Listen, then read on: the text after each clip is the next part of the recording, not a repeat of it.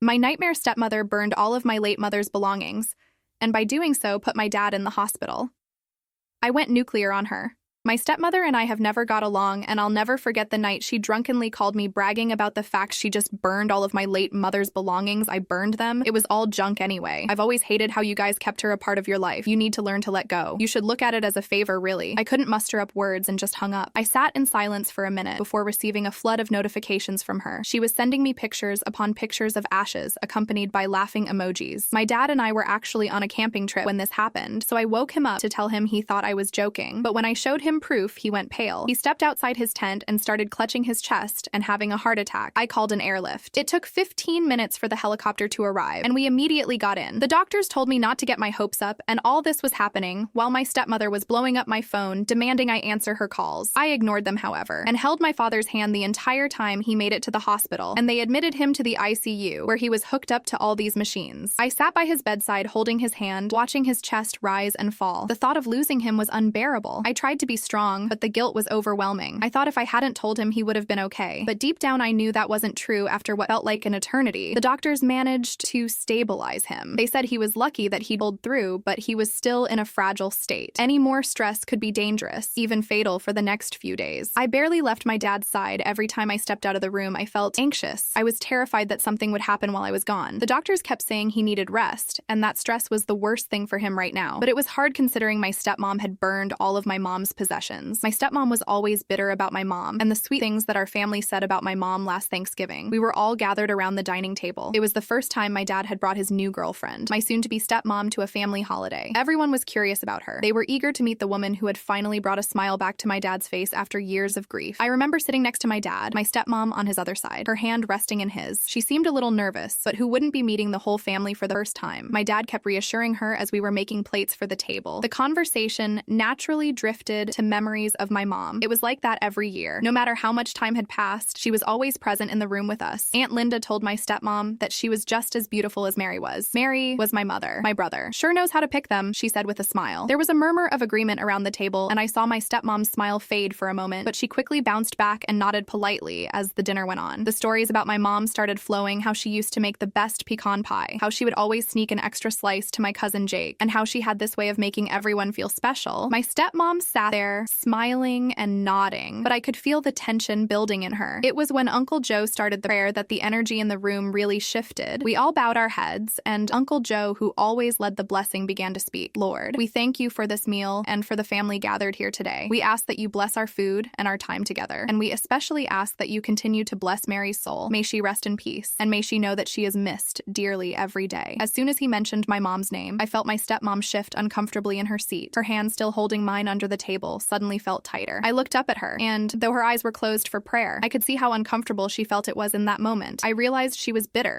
about my mom, about the way we all still talked about her, about the fact that no matter how hard she tried, she would always be competing with a ghost. When the prayer ended, she quick let go of my hand and reached for her wine glass, taking a long sip as the rest of the family echoed, "Amen." My dad, oblivious, just smiled at her and gave her hand another reassuring squeeze. But I saw it one day at the hospital. My dad woke up and he was more alert than he had been in days. He looked at me with those tired eyes and said he needed to talk to Stephanie. I was scared for him and of what could happen if we pushed her too far. But my dad was insistent he wasn't the type to let things slide. And I knew that holding on to this, letting it fester, would only make things worse for him. So I agreed. We would confront her, but we'd do it together. We waited until my dad was discharged from the hospital. He was still weak. We decided to confront her at home when we got back to the house. The tension was heavy. My stepmom was sitting in the living room watching TV like nothing had happened. The sight of her made my blood boil, but I kept it together for my dad's sake. He told her that they needed to talk, and when she noticed my dad was home, she tried to greet him with open arms. He pushed her away and she looked stunned. She asked what was wrong with him, and he laid it all out. "You know, damn well, what's wrong? You burned all of my wife's things," he said for a moment. She paused and turned red. She then tried to justify it by blaming my dad for still loving my mom. He told her that he didn't still love her, but she was in no position to burn all of her belongings. Stephanie said if he didn't still love her, then why should it matter? They were just things cluttering up the house. She screamed at him. I could see my father was piping hot, and I motioned for him to sit down. I didn't want to have to take take another trip to the hospital. And even though he was still weak, he snatched his arm out of my hand. This was all she had of her mom, and you threw it all away because you wanted to free up space, he screamed. She rolled her eyes and said he was being too dramatic. She said he couldn't live in the past forever and that it was time to move on. My dad told her that this wasn't about moving on. It was about respect. And that was when I chimed in the fact that she didn't seem to be remorseful at all. Infuriated me. She told both of us that it was her house as well and that she was the wife now. And if we had a problem with that, then we both could leave. She even said that we should be thanking her for removing all of my mom's belongings from the house. She told me that with that stuff gone, we could both heal faster and not have a constant reminder that she was dead. My dad said he paid the mortgage and that his name was on the documents. He told her she needed to leave immediately. This seemed like the final straw for him, not including the fact that she did not visit him while he was in the hospital. She refused to leave and the argument got heated. My dad looked pale again and I forced him to the couch. I told her to leave him alone. She didn't care that she was causing him so much pain after my dad's color returned and his breathing was stable. I helped him to the bed the morning after the confrontation was eerily quiet. The tension from the night before hung in the air. It was impossible to ignore. My dad was still in bed, exhausted and emotionally drained from everything that had happened. I could hear his slow breathing through the thin walls. I made my way downstairs, half expecting to find her gone. But no, she was there sitting at the kitchen table with a cup of coffee in hand, as if nothing had happened. She didn't even look up. When I walked in, her focus was entirely on her phone. Her fingers moved rapidly across the screen as I poured myself a cup of coffee. The phone call started first. It was my aunt. She asked me what was going on and why my stepmother had called her in the middle of the night, crying about how my dad and I were ganging up on her and treating her like an outsider in her own home. I tried to explain what really happened, but the more I talked, the more I realized that my stepmother had already convinced her otherwise. Then it was my dad's best friend who called to say he was worried stepmom had told him that my dad was losing it and that he wasn't handling his grief well and was starting to lash out at her for no reason. She made it sound like we were the ones who had crossed a line and the ones who needed help. It became clear that she was going to fight and she was going to make sure everyone believed her side of the story. I could see her out of the corner of my eye, still sitting at the kitchen table, smear as she continued to type away on her phone. I couldn't stand it anymore. I slammed my mug down on the counter. The sound echoed through the kitchen like a gunshot. "What the hell are you doing?" I yelled at her. She finally looked up and said she was making sure people knew the truth. She said me and my dad were clearly not in the right state of mind to handle this, so she's taking care of it. I laughed. She was serious. I told her that she was lying to everyone and I knew about it. She was the one painting us as bad guys. She claimed she was just protecting herself and said that people deserved to know what was really going on in our house. She went on this whole rant about how she had never been welcomed in our home and that she was treated as a placeholder by my dad. And ever since my mom died, I told her that this was my dad's home and said she was bitter since she wasn't half as good a woman as my mom was. I said she needed to get out or I would call the police. She stood up slowly, her eyes never leaving mine, and said, "We'll see about that." And with that, she brushed past me, leaving me standing there as the door closed behind her. I realized that this was far from over. Stepmom was going to fight dirty, and if we didn't find a way to stop her, she was going to take everything from us. After all the calls from family and friends, my dad started stressing, and then his health started to decline again. He was stressed all the time, barely sleeping, and it was taking a toll on his heart. The doctors warned us that he couldn't take much more of this, that if things didn't change, he might not make it. I couldn't stand by and watch her destroy him. We needed to get her out of our lives, but she wasn't going to go quietly. That's when I realized we needed legal help. We found a lawyer who specialized in family law, and we started the process of filing for divorce. It was grueling, and my stepmom fought us every step of the way, but the more she fought, the more her true colors showed. She tried to play the victim to paint us as the bad guys, but it didn't work. The court saw through her lies and saw the damage she was trying to do. She had no remorse or empathy, just a burning desire to get what she wanted, no matter who it hurt. The divorce was ugly. She dragged it out as long as she could, trying to drain us financially and emotionally. But in the end, the court ruled in our favor. She was forced to leave, and we were finally free of her after she was gone. It took time for us to heal. My dad's health slowly improved, but he was never the same. The stress had taken its toll, and he was more fragile than ever. We focused on rebuilding our lives, on finding a new normal. It wasn't easy, and there were days when the weight of everything we'd been through felt like too much to bear. But we had each other, and that was enough. We didn't talk much about my mom's things. After that, the loss was too painful. One day, as we were going through some old boxes in the attic, I found a small envelope tucked away in the corner. It was addressed to me in my mom's handwriting. My heart skipped a beat as I opened it. Tears formed in my eyes as I read the words she'd written to me before she passed. She talked about how much she loved me and how proud she was of the person I was becoming. And at the end, she wrote, "No matter what happens, always remember that I'm with you in every memory, every moment. I'm there." I held the letter close to my chest and felt a sense of peace that I hadn't felt in a long time. My mom was gone, but she was still with me in every memory, in every moment, and no one could ever take that away. As time passed, the pain started to fade. My dad and I were closer than ever. We knew that we couldn't change the past, but we could determine our future. And that's exactly what we did. We moved to a new new house. It was a fresh start. The first night in our new home, we sat on the porch watching the sunset, and my dad turned to me with a small smile. "We made it?" He said. "Yeah." I agreed we did. And through it all, I knew that my mom was watching over us, and that she would have been proud of the people we had become.